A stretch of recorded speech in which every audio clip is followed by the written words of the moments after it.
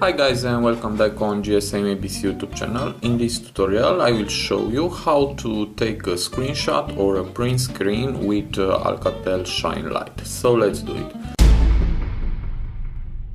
So to do that it is very easy. You must push and hold for a very short time volume down and power button. Let's do it. So volume down and power, and as you can see it's very easy.